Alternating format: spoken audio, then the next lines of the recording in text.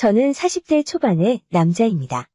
아내와 결혼한 지 10년이 다 되어가고 어느덧 부부관계도 소홀해지기 시작했어요. 아직 젊고 한창인데 매일 보는 아내에게서 아무런 자극을 느끼지 못했습니다. 남들 다 하는 권태기인가 싶었는데 그러기에는 아직도 제 아내가 이쁘게 보입니다. 아내는 저와는 6살 차이가 납니다. 저와 결혼하면서 일을 그만두고 집에 있으면서 아내의 취미는 운동이에요. 헬스도 열심히 다니고 수영도 하고 이것저것 본인이 하고 싶은 거 다 배우면서 편하게 살고 있습니다. 그렇다 보니 오히려 연애할 때보다 더 때깔이 좋아요. 피부도 아직 20대처럼 광이 나고 몸매는 운동을 하도 많이 해서 훨씬 더 탄력 있고 탱탱합니다. 남들은 제 아내를 보면 정말 사모님이 미인이라고 칭찬을 많이 하는데 사실 제가 보기에도 아내는 예쁘긴 합니다. 애 둘 낳고 정신없이 살아서 그런가 어느 순간 아내와 손잡는 것도 어색해지고 더 이상 우리 부부 사이에 불타오르는 무언가가 없더라고요. 남들 다 이러고 사는 줄 알았고 이렇게 나이 먹고 사는가 보다 싶었죠. 신혼 때 같지는 않아도 아내를 사랑했고 아내도 저를 사랑하고 서로 아끼고 행복하게 살았습니다. 그러다 오랜만에 대학 동창회를 나갔다가 거의 20년 만에 친한 친구를 만났어요. 대학 졸업하고 서로 사는 길이 달라서 연락이 뜸했었는데 진짜 오랜만이었습니다. 그때는 둘도 없는 가장 친한 친구였고 항상 함께였어요. 술도 많이 먹고 여자 꼬시러 나이트도 같이 다니는 단짝이었죠. 동창회를 계기로 그 뒤로 자주 연락하고 지내면서 만나는 날이 많았습니다.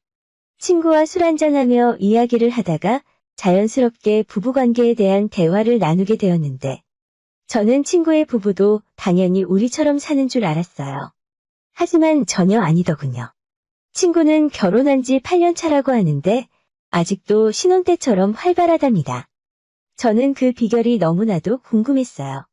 한참을 고민하던 그 친구가 제게 비결이랍시고 이야기해 준 건 바로 부부 서로가 각자의 파트너를 따로 두고 있다는 것이었습니다.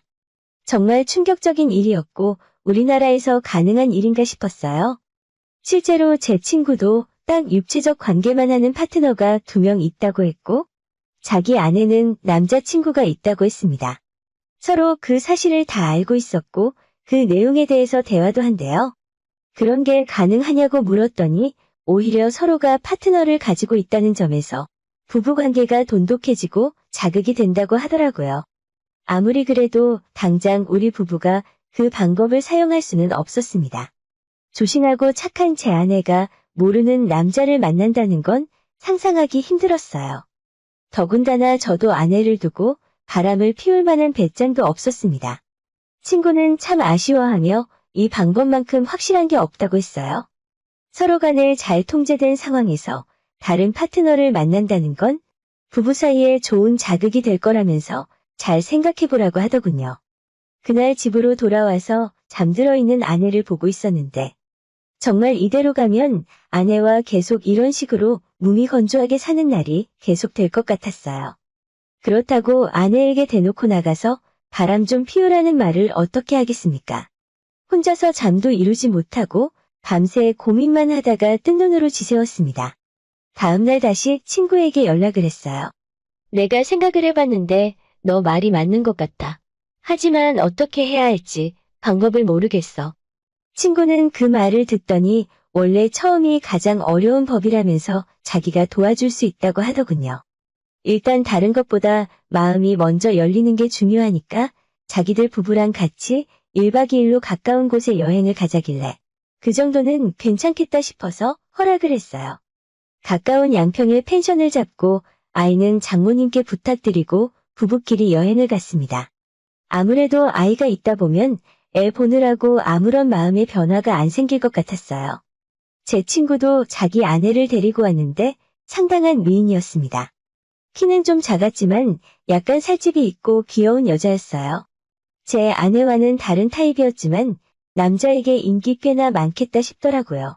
펜션은 수영장이 딸려있는 방 2개짜리 커다란 펜션이었고 우리는 도착하자마자 수영장에 모여서 물놀이를 즐겼습니다. 정말 오랜만에 아무 생각 없이 신나게 놀았어요. 아이도 없고 어른들 넷이서 마치 처녀 총각대로 돌아간 것처럼 신나더라고요. 아내가 그렇게 즐겁게 웃는 모습은 몇 년 만에 처음 보는 것 같았습니다. 물놀이를 한참 하고 나서 다들 배도 고프고 바베큐를 준비했습니다. 다 같이 모여 고기도 굽고 술도 한 잔씩 하고 분위기가 정말 좋았어요. 술을 다들 잘 마시니까 재미있게 놀 수 있었습니다. 이른 저녁부터 이어진 술자리는 한밤중까지 이어졌고 4명 모두 취했습니다. 소주를 12병은 넘게 마신 것 같았어요. 넷 중 가장 술이 약한 제 아내가 먼저 쓰러져서 방으로 옮겨두고 그 뒤로도 한참을 셋이서 더 마시다가 결국 저도 필름이 끊기고 쓰러지고 말았어요. 뭔가 이상한 느낌에 새벽에 눈을 떴는데 누군가가 제 품에 안겨서 잠들어 있었습니다. 당연히 제 아내일 거라 생각하고 그냥 다시 자려는데 평소 아내의 느낌이 절대 아니었고 정신이 번쩍 들더라고요. 정신을 차리고 봤더니 제 아내가 아닌 친구의 아내였고 저희 둘 다 프리하게 내놓고 누워 있었어요. 이게 대체 어떻게 된 일인가 아무리 기억해보려고 해도 필름이 끊겨서 아무 생각이 나질 않더라고요. 내가 술 마시고 큰 실수를 했구나 생각했고 어떻게 이 상황을 해결해야 하나 고민을 하고 있었는데 순간 머릿속에 든 생각은 내 아내는 지금 누구와 함께 있는 건지 그 생각이 갑자기 들었어요. 아내를 찾아야겠다는 생각에 자리에서 일어나려고 하는데 그때 재수 씨가 깨면서 저를 꼭 안았습니다. 그냥 오늘은 여기서 나랑 함께 있어요. 맙소사. 이게 다 친구와 재수 씨가 계획한 일이었습니다. 지금 오빠랑 내가 이러고 있으면 나머지 두 사람은 뭐 하고 있겠어요? 머릿속이 혼란스러웠고 제가 감당하기 힘들었습니다. 이게 바로 친구가 말한 처음이라 힘든 일이라는 건지 과연 제 아내는 옆방에서 어떻게 하고 있을지 궁금하더라고요. 당장 이 여자를 뿌리치고 옆방으로 달려가고 싶었지만 그럴 수 없었습니다. 왜냐하면 제가 생각을 끝마치기도 전에 친구의 아내가 저를 끌어안은 채로 키스를 퍼붓고 있었어요. 술기운도 다시 올라오고 정신이 몽롱해져서 그냥 그녀의 품에서 다시 정신을 잃어버리고 말았어요.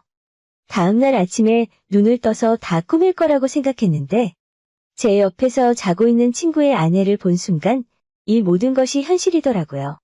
그 뒤로 집에 돌아오는 차 안에서 아내와 한마디도 나누지 않았어요. 저도 충격이었고 아내도 충격을 많이 받은 것 같았습니다. 그날 저녁 조심스럽게 아내에게 괜찮냐고 물어봤는데 의외로 아내는 조금 놀랐지만 신선한 느낌이었다고 하더라고요. 저보고 했냐고 묻길래 솔직히 술 취해서 기억이 안 난다고 했더니 아내도 마찬가지랍니다. 그날 저녁 왠지 아내가 평소보다 더 예뻐 보이고 자극적으로 느껴져서 오랜만에 신혼 때처럼 다시 불타올랐어요. 친구가 말한 게 바로 이런 거구나 싶었습니다. 아내도 다시 예전으로 돌아온 것 같다고 하더라고요. 그 뒤로 아내와 협의하고 서로 파트너를 한 명씩 만들기로 했어요.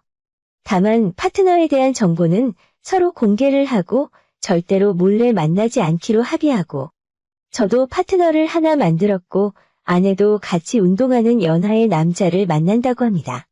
저희 부부관계는 정말 처음으로 돌아갔어요. 그날 이후로 아내가 저를 보는 눈빛이 달라진 걸 느낄 수 있습니다. 저도 아내가 너무나도 사랑스러워서 미칠 것 같아요. 다른 남자가 아내를 만나고 있다는 상상만 해도 빨리 보고 싶어 죽겠습니다. 제 방법이 옳지 못한 방법이라는 것은 알고 있습니다. 하지만 많은 중년의 부부가 권태기에 빠져 있을 거고 그 중에는 이혼까지 생각하는 사람들도 있을 텐데 이런 방법도 한번 생각해 보시길 바랍니다. 미친 소리구나 싶겠지만 실제로 아내가 달라 보입니다. 항상 즐거운 부부 생활하시고 행복한 가정 유지하시길 바랍니다. 제 이야기는 여기까지입니다. 항상 행복한 하루 보내시고 건강하시길 바래요. 끝까지 들어주셔서 감사합니다.